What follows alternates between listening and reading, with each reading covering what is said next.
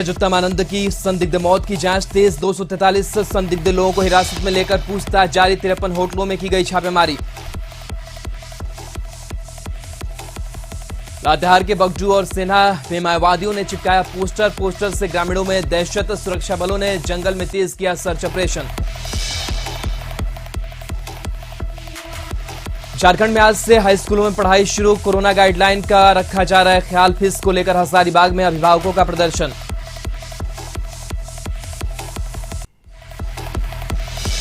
रांची के hotel emerald को 72 घंटे में सील करने का आदेश। हाईकोर्ट के आदेश पर नगर आयुक्त ने किया कार्रवाई। 97 लाख की जगह भरना होगा 2.5 करोड़ जुर्माना।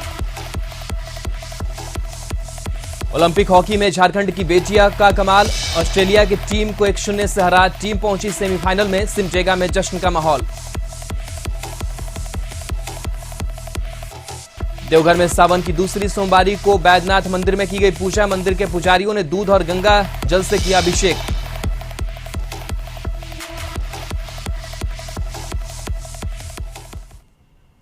नमस्कार, हमारे झारखंड में आपका स्वागत है। मैं राहुल ओझा आपके साथ। धनबाद में जज उत्तम आनंद मौत मामले में पुलिस ने अपनी कार्रवाई तेज कर दी है। सूत्रों से मिली जानकारी के मुताबिक छोटे बड़े कई अपराधियों को हिरासत में लेकर पूछताछ की जा रही है। मालूम हो कि जज कांड में ऑटो चालक लखन वर्मा, उसका साथी राहुल वर्मा को पुलिस घटना के दूसरे दिन ही गिरफ्तार कर जेल भेज चुकी है। घटना के बाद से फरार चल रहा ऑटो मालिक रामदेव लोहार को शनिवार को पुलिस पाथर जी के एक जंगल से गिरफ्तार करने में सफलता पाई। तीनों की गिरफ्तारी के बाद भी पुलिस के हाथ खाली है। पुलिस की ताबड़तोड़ छापेमारी अब तक की सबसे बड़ी कार्रवाई मानी जा रही है। जिले के कई थाना के थाना प्रभारी समेत पुलिस कर्मियों को अभियान में लगाया गया है। धनबाद थाना क्षेत्र के अलावा सरायढेला, बैंक मोड़, धनसार समेत सभी पुलिस अंचलों और ओपी स्तर तक में रात भर छापेमारी की गई है। यह पहली बार है जब बड़े पैमाने पर अपराधियों को हिरासत में लिया गया है। जानकारी के मुताबिक पुलिस ने मामले में अब तक 243 संदिग्ध लोगों को गिरफ्तार कर पूछताछ की है। साथ ही 53 होटलों की तलाशी ली गई है, जिसमें 17 संदिग्ध लोगों को हिरासत में लिया गया है। जारी है। बस हम लोगों ने कई बिंदु पर कल जो है मैसिव हर एक थानों में हंट हुआ था। इसमें करीब 243 ऐसे संदिग्ध जो हमारे पुराने तागी थे, संदिग्ध थे, उनको हम लोग थाना पर ला के पूछताछ हम लोग कर रहे हैं और किए हैं। जेल में भी जो हमारे कुछ क्रिमिनल्स थे उनसे भी पूछताछ की गई है। करीब 53 होटलों को हम लोगों ने चेक किया है कल रात में। करीब 17 गिरफ्तारियां भी उसमें हुई हैं। 250 के आसपास जो ऑटो है, ऑटो को भी हम लोगों ने जिनमें बहुत सारी कमियां थी उनको हम लोग प्रोसिक्यूशन उनका कर रहे हैं। तो अभी आज के दिन ये कार्रवाई हुई है। बाकी अन्य जो अनुसंधान के पहलू हैं। तो आपको बता दें कि 53 होटलों में पुलिस ने तलाशी ली है। साथ ही 243 लोगों से पूछताछ की गई है। जज उत्तम आनंद की संदिग्ध मामले में कार्रवाई तेज हो चली है और लगातार पुलिस पूछताछ कर रही है संदिग्ध लोगों से। कन्हैया हमारे साथ फोन लाइन पर जुड़े हुए हैं। कन्हैया, जज उत्तम आनंद की मौत मामले में जो जांच का दायरा है वो काफी और ज्यादा बढ़ता जा रहा है। 243 लोगों से पूछताछ हुई है, होटल में छापेमारी की गई है। किस तरीके से जो कार्रवाई है वो आगे चल रही है और क्या कुछ अब तक बातें निकलकर सामने आई है? बता दें कि एडीजी उत्तम आनंद के मामले में पुलिस जो है पूरे जोर शोर से लगी हुई है और कल जो है करीब 243 लोगों को हिरासत में लेकर पूछताछ हुई है। जो आपराधिक छवि के लोग हैं, इसके साथ साथ जो है जो कैदी बंद है मंडल कारा में, उनसे भी पूछताछ लगातार चल रही है। करीब 200 जो ऑटो चालक हैं उनको भी ऑटो के साथ बुलाया गया है। उनके कागज पत्रों की जांच की जा रही है। साथ ही एसएसपी ने यह भी कहा है कि जो ऑटो के मालिक हैं उन्हें भी हिरासत में ली गई है, उनसे भी पूछताछ चल रही है। अब पूछताछ के बाद ही क्लियर हो पाएगा कि क्या कुछ अहम बातें सामने आती है। जी चलिए, शुक्रिया कन्हैया तमाम जानकारी के लिए। तो पुलिस लगातार लोगों से पूछताछ कर रही है, अधिकारी जो हैं वो पूछताछ कर रहे हैं, लेकिन अधिकारी अब तक ये कहते नजर नहीं आ रहे हैं कि जो खुलासे हैं वो किस तरीके से हो रहे हैं। फिलहाल जो अनुसंधान है और जांच के है उसी की बात जो है वो पुलिस के द्वारा कही जा रही है। बहरहाल बढ़ते आगे, लोहरदगा में एक बार फिर से माओवादियों ने दहशत फैलाने के लिए आधा दर्जन स्थानों पर पोस्टरबाजी की है, जिससे ग्रामीणों में दहशत है। बगडू और सेना थाना क्षेत्र के अलग अलग स्थानों में की गई पोस्टरबाजी को लेकर पुलिस भी अलर्ट है। पुलिस जवानों ने सभी पोस्टरों को हटाया है और जंगल में सर्च अभियान तेज कर दिया है। पोस्टर में जेजेएमपी पुलिस गठजोड़ की बातें लिखी गई है। तो एक बार फिर से नक्सलियों ने पोस्टर लगाया है और इस पोस्टर से लोगों में दहशत है। तस्वीरें आपको दिखा रहे हैं जो पोस्टर लगाए गए हैं। ग्रामीण इलाकों में ये पोस्टर लगाए गए हैं जिससे लोगों में दहशत है। साथ ही जेजेएमपी का जो जिक्र है वो इस पोस्टर में किया गया है। सुरक्षा बलों ने जंगलों में सर्च अभियान तेज कर दिया है। अमित हमारे साथ फोन लाइन पर जुड़े हुए हैं। अमित, एक बार फिर से पोस्टरबाजी देखने को मिली है, क्या कुछ उसमें बातें लिखी गई है और सर्च ऑपरेशन किस तरीके से आगे बढ़ रहा है? अजय, मैं बता दूं कि लोहरदगा में माओवादियों ने फिर से दहशत फैलाने को लेकर के पोस्टरबाजी की है। आधा दर्जन स्थानों में पोस्टरबाजी की है। लोहरदगा के बगलू और सेना थाना क्षेत्र के अलग अलग स्थानों में पोस्टरबाजी की गई है। सूचना मिलते ही पुलिस जो है वो सेना थाना पुलिस और पुलिस पोस्टर को अपने कब्जे में ले ली है और माओवादियों के खिलाफ सर्च अभियान जो है वो तेज कर दी। बताते चले कि लोहरदगा के नीरोज, चरू, आरिया, गढ़कस्मार, रानीगंज आदि स्थानों में की गई है पोस्टरबाजी, जिसमें लिखी गई है कि जेजेएमपी पुलिस के गठजोड़ के बात है वो लिखी गई है। जेजेएमपी को बेनकाब करने की भी बात की गई है। फिलहाल इन सब को लेकर के ग्रामीणों में दहशत है और सर्च अभियान तेज कर दी गई है। राहुल जी, चलिए शुक्रिया अमित तमाम जानकारी के लिए। तो सर्च अभियान तेज कर दी गई है लेकिन पोस्टर से लोगों में दहशत देखने को मिल रहा है। बढ़ते आगे, रांची में नगर निगम के आयुक्त ने हीनू पुल के पास स्थित होटल एमराल्ड को 72 घंटे के अंदर सील करने का आदेश दिया है। बताया जा रहा है कि होटल की बिल्डिंग के निर्माण में बिल्डिंग बायलॉज के नियमों का उल्लंघन हुआ है। इस मामले में होटल संचालक पर 97 लाख जुर्माना लगाया गया था। डेडलाइन पर जुर्माना अदा नहीं करने के कारण अब होटल पर 2.5 करोड़ का जुर्माना लगाया गया है। इस बीच नगर निगम ने होटल के खिलाफ कार्रवाई सुनिश्चित करने के लिए जिला प्रशासन से सुरक्षा बल उपलब्ध कराने का आग्रह किया है। बता दें कि हाईकोर्ट के आदेश पर राजधानी रांची में जल स्रोतों का अतिक्रमण कर बनाए गए भवनों को तोड़ने का अभियान पिछले कई दिनों से जारी है। होटल एमराल्ड पर भी नदी की जमीन के अतिक्रमण का आरोप है। इसके पहले भी कई बार होटल एमराल्ड सहित अतिक्रमण कर बनाए गए बिल्डिंग के खिलाफ कार्रवाई का नोटिस जारी हुआ, लेकिन हर बार इसके आगे कोई कार्रवाई नहीं हुई है।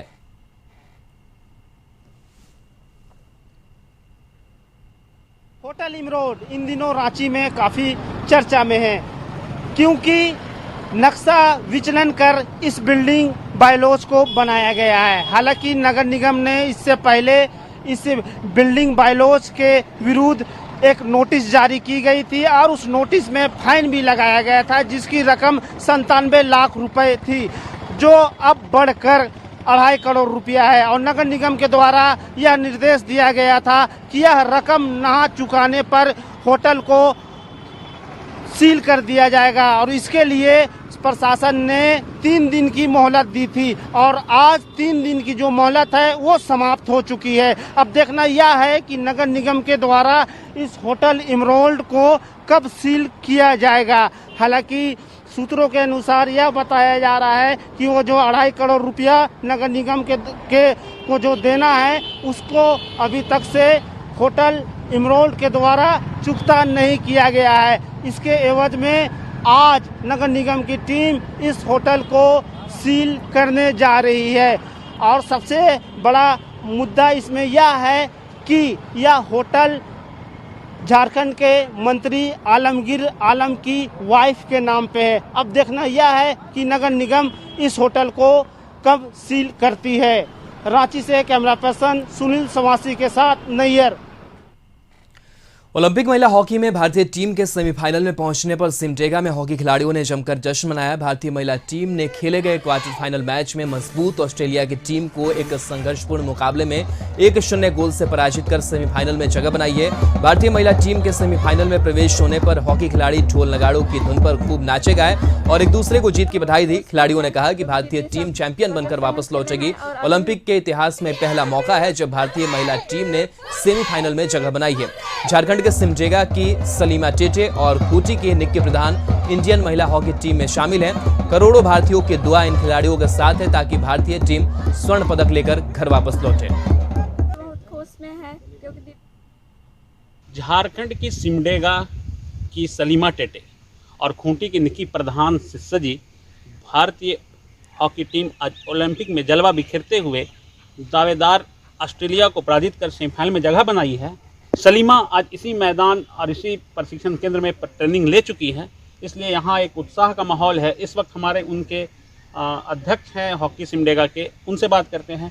मनोज जी, आज भारतीय हॉकी महिला हॉकी टीम सेमीफाइनल में प्रवेश की है, क्या आप इसको मानते हैं? सबसे पहले तो हम भारतीय महिला हॉकी टीम को बहुत बहुत बधाई देते हैं कि उन्होंने 1980 के बाद 4 दशक के बाद पहली बार सेमीफाइनल में जगह बनाई है और वो भी ऑस्ट्रेलिया जैसे 3 बार की चैंपियन को पराजित कर इतिहास रचा है। ये हॉकी के लिए बहुत ही शुभ संकेत है कि क्रिकेट जहां चारों तरफ छाया हुआ था, हॉकी जैसे गेम को स्पॉन्सर नहीं मिलते थे, उसके लवर्स कम हो गए थे, लेकिन ओलंपिक में भारत ने जो इतिहास रचा है, पुरुष टीम के बाद आज महिला टीम निश्चित रूप से हॉकी के बढ़ावा के लिए, हॉकी का लवर बढ़ाने के लिए बहुत ही ऑक्सीजन का काम करेगी, क्योंकि ओलंपिक में जाना ही एक अपने आप में बहुत बड़ी उपलब्धि है और वहाँ में सेमीफाइनल तक पहुँचना तो बहुत बड़ी उपलब्धि है। जब से एस्ट्रोटर्फ में हॉकी का मैच की शुरुआत हुई है 1976 से, तब से भारतीय महिला टीम या पुरुष टीम सेमीफाइनल में नहीं पहुंची थी। निश्चित रूप से 1980 में पुरुष टीम फाइनल खेली थी, लेकिन जो इस बार का प्रदर्शन रहा है तो अपने आप में बहुत बड़ा प्रदर्शन है। ये प्रदर्शन लगातार जारी रहे और पूरे विश्व में भारत का पताका लहराए, यही हमारी शुभकामनाएं हैं। सलीमा टेटे इसी मैदान से निकली है, एक छोटे से गांव से आकर इस मैदान से प्रशिक्षण ली। जब वो इस मैदान में आई थी तो एस्ट्रोटर्फ नहीं था, लेकिन उसके उपस्थिति में ये टर्फ बना, जिसका परिणाम आज हुआ कि सलीमा जैसे प्लेयर यहाँ से निकल रहे हैं और ओलंपिक तक का सफ़र तय कर रहे हैं। जो हॉकी सिमडेगा और यहाँ के जो पदाधिकारी कहा करते थे, अगर हम लोग टर्फ यहाँ देंगे तो आप लोगों को ओलंपियन देना होगा, और हॉकी सिमडेगा ने, उनके प्रशिक्षक ने जो पदाधिकारियों से वादा किया था, आप हमें टर्फ देकर दिखाएं, हम वो कर दिखाएंगे जो आपने कहा था। और वो इतिहास जो उन्होंने वादा किया था, हम लोगों ने जो वादा किया था पूरा होता हुआ आ रहा है। और 1980 के बाद जो हॉकी सिमडेगा का स्लोगन ही है कि 1980 के गौरव को हासिल करना है, और सिमडेगा की बेटियों के बदौलत वो गौरव फिर से वापस आता हुआ नजर आ रहा है और इतिहास दोहराते हुए नजर आ रहे हैं। इससे पहले रविवार को टोक्यो ओलंपिक में भारतीय पुरुष हॉकी टीम के सेमीफाइनल में पहुंचने पर सिमडेगा में हॉकी खिलाड़ियों ने जमकर खुशी मनाई। भारतीय टीम ने रविवार की शाम खेले गए क्वार्टर फाइनल मैच में ग्रेट ब्रिटेन को 3-1 गोल से पराजित कर सेमीफाइनल में जगह बनाई है, जिससे लेकर देश के अलग अलग राज्यों के हॉकी खिलाड़ियों में जश्न का माहौल है।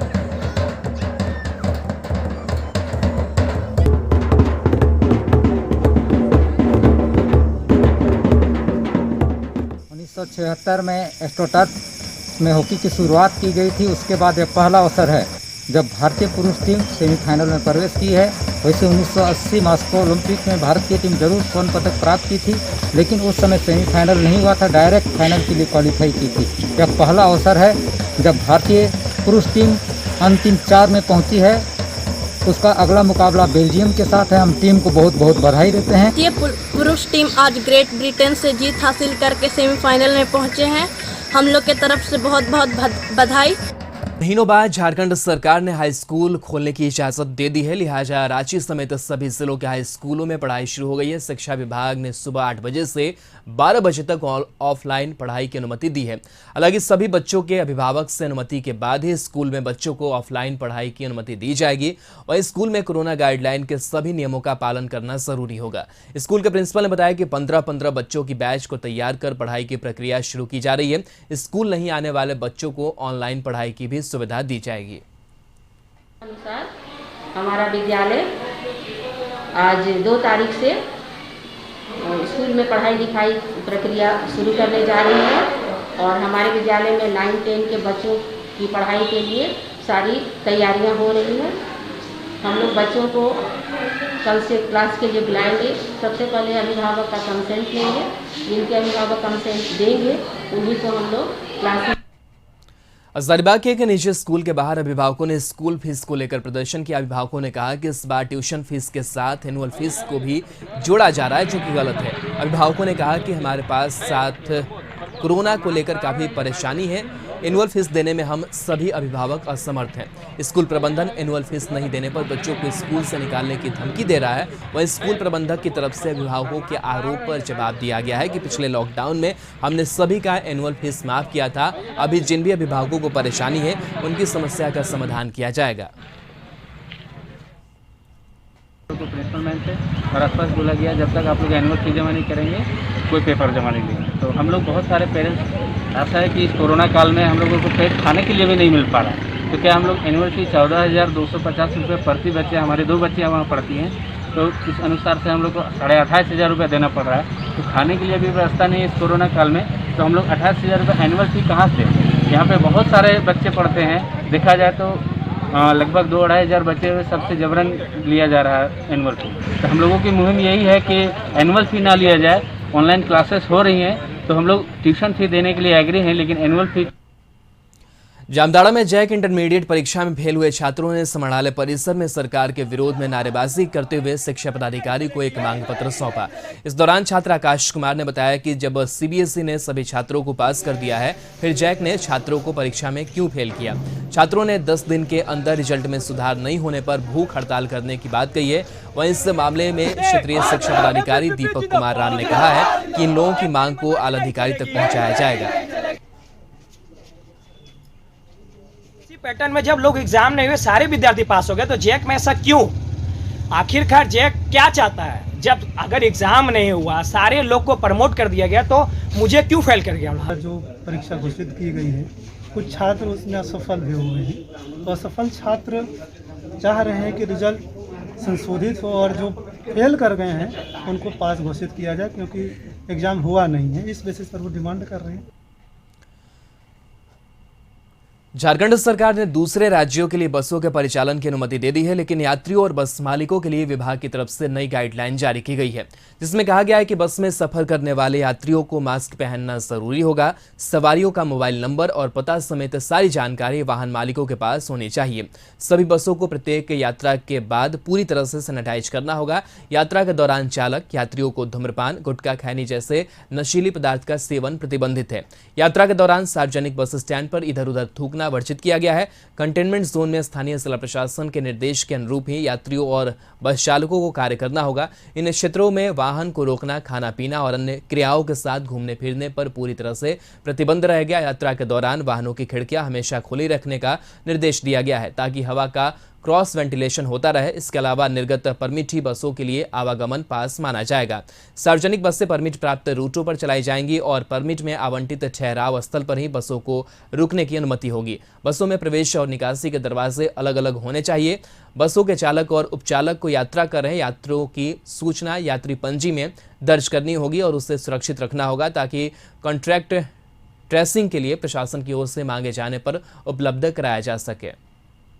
बहुत सुविधा हो जाएगी। ट्रेन में बहुत दिक्कत का सामना करना पड़ता था, बस चलेगा तो यात्री लोग का सुविधा होगी। थोड़ा सा भाड़ा पर नियंत्रण किया जाए, भाड़ा बहुत अनाप शनाप बढ़ गया है। भाड़ा को ज़्यादा से बढ़ा होगा, उस पर कुछ अंकुश लगाया गया तो राहत। धनबाद में सोमवार को भवन प्रमंडल कार्यालय में करोड़ों रुपए की योजना को पूरा करने के लिए टेंडर डालने की प्रक्रिया शुरू हो गई, जिसमें कई संवेदकों ने हंगामा किया है। हालांकि कोई भी हंगामा पर कुछ भी बोलने को तैयार नहीं है। बताया जाता है कि संवेदकों का एक पक्ष ने विभाग और आपसी तालमेल के बाद लॉटरी प्रक्रिया अपनाने पर रजामंदी दी थी, वहीं संवेदकों का दूसरा पक्ष इसे मानने से इनकार कर रहा है। इसी वजह से संवेदकों का एक पक्ष निविदा प्रक्रिया में शांति से संपन्न होने की बात कह रहा है, जबकि दूसरा पक्ष हंगामा कर रहा है। भवन प्रमंडल धनबाद के द्वारा अनेक कामों के लिए निविदा निकाला गया है। ठीक है, इस कार्य में सभी संवेदक भाग ले रहे हैं। सभी संवेदक को अनुसूचित दर प्रकार उपलब्ध हो, इससे लॉटरी के माध्यम से हम लोगों ने निर्णय लिया कि निष्पादन निविदा का होगा। पूरा शांतिपूर्ण माहौल है, कहीं कोई विवाद नहीं है, कहीं किसी को शिकायत नहीं है। बात हो रहा है कि कोई परसेंटेज की बात नहीं, कोई पैसा कौड़ी की बात नहीं। निष्पक्ष तरीके से हम लोग चुनाव। रांची के उप महापौर संजीव विजयवर्गीय ने कार्तिक उरांव चौक से क्षतिग्रस्त होने की सूचना पर संज्ञान लेते हुए विभाग इंजीनियर को बुलाकर तत्काल बनाने का निर्देश दिया। इसके साथ ही जल्दी इसका सुंदरीकरण काम पूरा करने के लिए रांची नगर निगम के संबंधित विभाग को भी दिशा निर्देश दिए। हरमू रोड में कार्तिक उरांव हमारे ऐसे योद्धा जो झारखंड आंदोलन के बहुत बड़े कारक थे, उनकी प्रतिमा लगी हुई है। इस चौक का नाम भी कार्तिक उरांव चौक के नाम से विख्यात है, लेकिन स्थिति बड़ी जर्जर हो गई है। लगातार इसे बनाने का प्रयास हो रहा है, लेकिन हुआ नहीं है। आज वही देखने मैं यहाँ आया हूँ। मेरी योजना यही है कि इस चौक का सुंदरीकरण करके एक शहीद को उचित सम्मान भी मिले और साथ ही साथ व्यवस्था को भी ठीक किया जाए। तो इसीलिए मैंने अभी अपने जूनियर इंजीनियर को कहा है कि इसका प्राक्कलन बना के कल ही मुझे पेश करें, जिससे कि परसों इसका टेंडर हम लोग निकलवा सके। मेरी हार्दिक इच्छा है, क्योंकि एक बार मैं पहले भी आया था, लेकिन कमेटी के सदस्यों ने बाद में मुझे इस पर गौर नहीं दिलवाया, नहीं तो अभी तक इसका काम हो जाना चाहिए था। गलतियां नगर निगम से भी हुई है, लेकिन इसको कैसे ठीक किया जाए, अब उस पर। जामताड़ा में अनाज पहुंचाने वाले वाहनों में जीपीएस सिस्टम लगाने के बाद अब आपूर्ति गोदाम के अनाजों की निगरानी सीसीटीवी कैमरे से की जाएगी।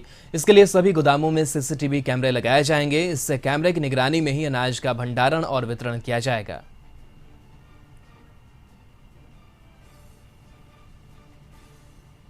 इसके लिए सभी गोदामों में सीसीटीवी कैमरा लगाने की प्रक्रिया जारी है और इसको जल्द हम लोग पूर्ण कर लेंगे, ताकि जो गोदाम में डीएसडी की गाड़ी जाती है या उठाव के लिए जो गाड़ी आती है, उसका हम लोग अच्छे तरह से ट्रैकिंग कर सकें। माल किस गाड़ी के द्वारा गोदाम में पहुंच रहा है, किस गाड़ी के द्वारा गोदाम से बाहर निकल रहा है, खाद्यान्न लेके उसकी मॉनिटरिंग हम लोग इसके जरिए करेंगे।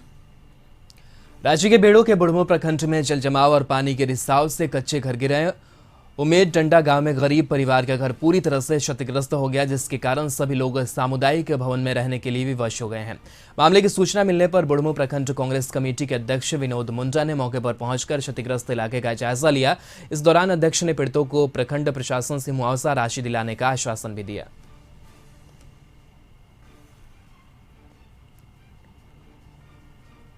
मकान बारिश से 3 रोज से इतना बारिश हुआ, इसके चलते इन लोग का मकान पूरे तरह से धंस गया है। और इन लोग अभी आ करके एक समुदाय भवन है, यहाँ पर इन लोग रह रहे हैं और 2 दिन से रह रहे हैं। इन लोग को रहने का जगह नहीं है, तो इन लोग को प्रशासन से मिल करके और इन लोग को जो घर क्षति हो गया है, इसका मुआवजा दिलवाने के काम करेंगे। और हम लोग पूरे प्रखंड कमेटी सीओ साहब से मिलेंगे। गढ़वा में दुर्गे थाना क्षेत्र के बालचौरा गांव में झारखंड और छत्तीसगढ़ को जोड़ने वाली कन्हर नदी में पुल निर्माण किया जा रहा था, ताकि झारखंड और छत्तीसगढ़ की दूरी मिट सके और दोनों राज्यों के आम लोगों को राहत मिल सके। लेकिन वन विभाग ने पुल निर्माण पर आपत्ति जताई है, जिसके बाद से पुल अधर में लटका हुआ है। समय आता है तो वोट लेने के लिए सब लोग बोलते हैं कि ये पुल बांध देंगे, ऐसा कर देंगे, वैसा कर देंगे, पर जब आने का समय होता है तो कुछ भी नहीं होता है। एक बार पुल बनने के लिए हाथ लगा था ना बालचौरा में? लगा था वो वोट के समय में। हाँ। जब वोट वगैरह ये सब फाइनल हो गया तो अपना साथ कुछ लेकर चले गए। देवघर में सारर थाना प्रभारी करुणा सिंह की टीम ने करीब 22 क्विंटल अवैध कोयला जब्त किया। इस मामले में 2 कारोबारी को भी गिरफ्तार किया गया है। बताया जा रहा है कि चित्रा कोलियरी से रोजाना हजारों क्विंटल अवैध कोयला का कारोबार बाइक से किया जाता है। देवघर में पुलिस ने 9 किलो गांजा के साथ भरत राउत को गिरफ्तार किया है। जानकारी के मुताबिक छापेमारी कर पुलिस ने जसीडीह थाना क्षेत्र के धोबिया मोहल्ला से गिरफ्तारी की है। इस डीपीओ पवन कुमार ने प्रेस वार्ता कर इसकी जानकारी दी। गुप्त सूचना में जो भी स्थान हम लोग को निर्देशित हुआ था, वहां हम लोग ने प्रॉपर सर्च किया। सर्च के क्रम में एक भरत राउत नामक व्यक्ति था, जिसके घर से हम लोग 9 केजी गांजा बरामद किए हैं। साथ ही एक जो मशीन ये तुला भी बरामद किए हैं, जिससे वो लोग गांजा को नाप के जो है कस्टमर को बेचते थे। पूछताछ के क्रम में ये बात प्रकाश में आया था कि लोग बिहार से गांजा लाते हैं और यहाँ पुड़िया बना के 100-200 रुपये में करके उसको। रांची में हाई स्कूलों को तो खोल दिया गया है, लेकिन आज भी मंदिरों को बंद रखा गया है। सावन की दूसरी सोमवारी पर रांची के पहाड़ी मंदिर में सैकड़ों की संख्या में श्रद्धालुओं ने जलाभिषेक किया।